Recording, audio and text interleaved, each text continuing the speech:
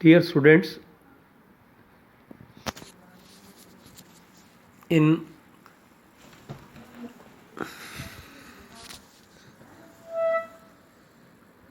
continuation of acrylic fiber production, after spinning by both methods, say dry spinning and wet spinning, the filament bundles from both of the processes go for the post spinning operations, that is named as top processing.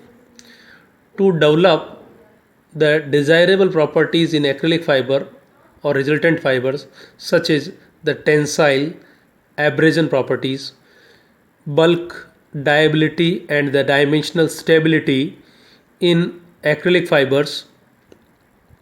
These fibers, as emerging from the dry spinning column or wet spinning bath, are subsequently processed to remove the residual solvent, then subjected to drawing, relaxation, drying, crimping, heat setting, bulking.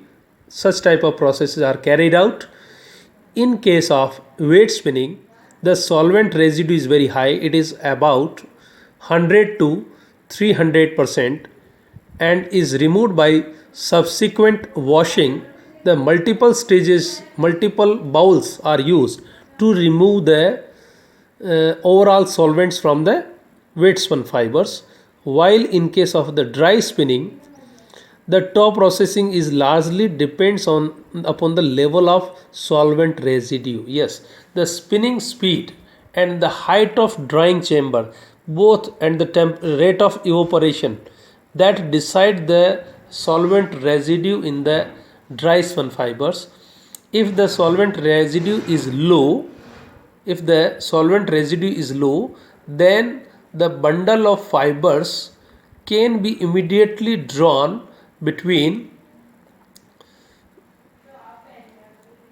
the heated rolls, since no need of any washing.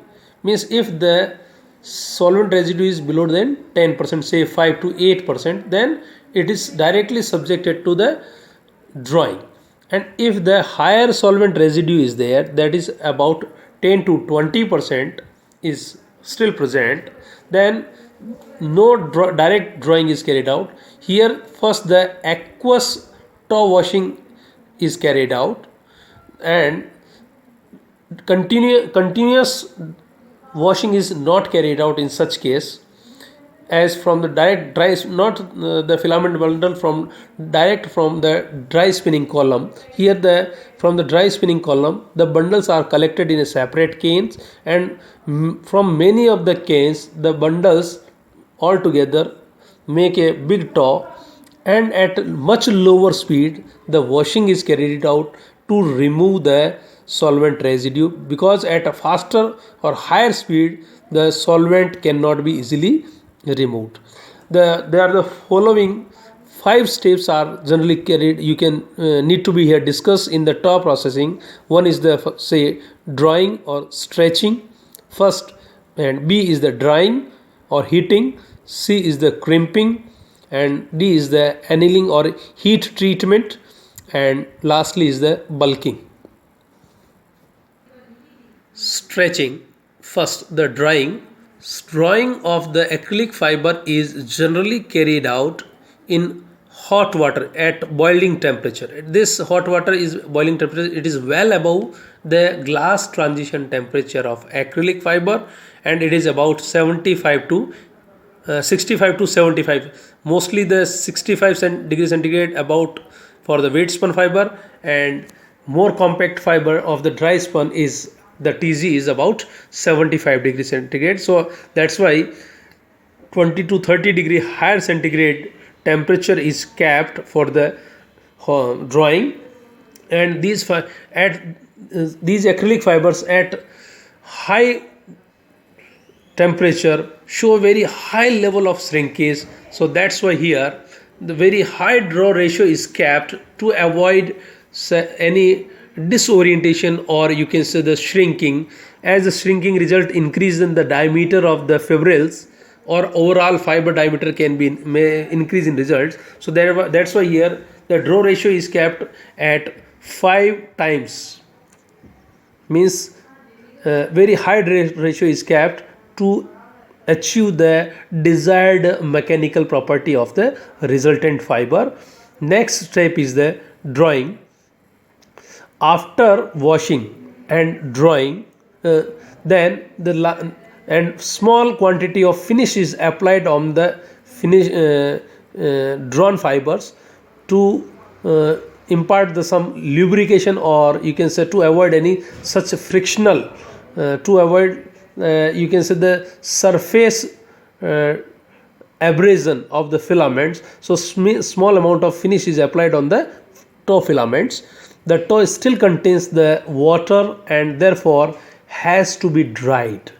Water maybe comes from during drying or by the finish application, and here for subsequent processes the finish is applied, and here drying is carried out to remove the water depending on the dryer design. Here design of dryer, yes, the toe can be dried by radiations, by the contact heat, or by the gaseous medium. In industries, many of these three practices are carried out here. By mainly the contact heat or gaseous medium are more popular. The drying by the contact heat involves running the toe over the several large heated drums or calendars, or another type of drying unit is the rotating drum covered with a screen or sieve. Hot air is blown from inside and extracted through toe, and material is passed by alternative side across the half or more of each perforated drum. Normally up to 20 to 26 screen drums are combined to form a large dryer with separate regulation of heat and speed, in which in each zone acrylic fiber toe is generally dried at 120 to 170 degree with the throughput speed of 100 to 150. Here during drying by different approaches, fibers of different shrinkage level can be produced. For example, fibers dried and collapsed with no shrinkage permitted, or controlled shrinkage is allowed by overfeeding. Again, the water present in the toe after previous processes is removed during drying. Simultaneously, here some heat level of heat setting is also implemented, you can say, or initiates at this, depending upon the time, temperature and humidity.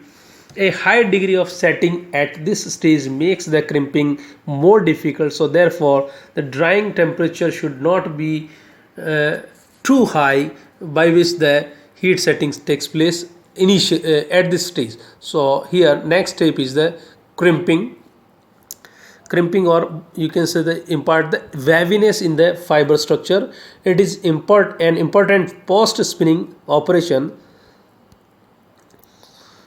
and in acrylic fiber production, as it increases the fiber to fiber cohesion and improves the spinability of the acrylic fibers. Crimping is done about TG temperature, but TG of the dry and wet spun acrylic fiber is quite different. Accordingly, the crimping temperature is kept. Wet spun fiber low TG and dry spun fiber is high TG. So accordingly, the crimping temperature is kept during crimping process. Crimping is introduced by mechanical means in the acrylic fiber is unstable and can be easily removed under the action of tension, wetting or temperature in the post treatments of the fiber. And also in case of the wet crimping process, the presence of water lowers the TG and causes loss in crimp during handling. In after treatment, so especially in second stage finishing, the loss in crimp during after treatments is high in case of wet crimping process as compared to the dry crimping process.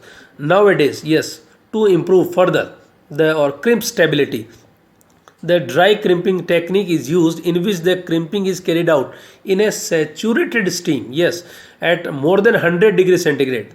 The crimp is imparted, and crimp stability is found to be better or improved remarkably, you can say here. But here it is important to note that the dye uptake of dry crimped fiber is below than 92 degrees centigrade is lower.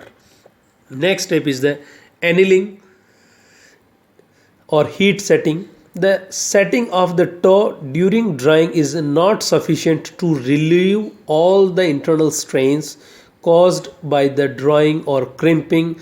Therefore, the crimped filaments are heat treated initially in the dry condition at 100 to 105 degrees centigrade, followed by the steaming treatment, which allow a controlled shrinkage that imparts the significant axial shrinkage, which improves the compactness and the elongational properties of the fiber. Next step is the cutting for the, and the staple cutters are used to cut the specified or pre-decided length, and finally the crimped cut fibers are, or staple cut fibers are packed in a bale. Or for the filament yarns, the some bulking process is carried out.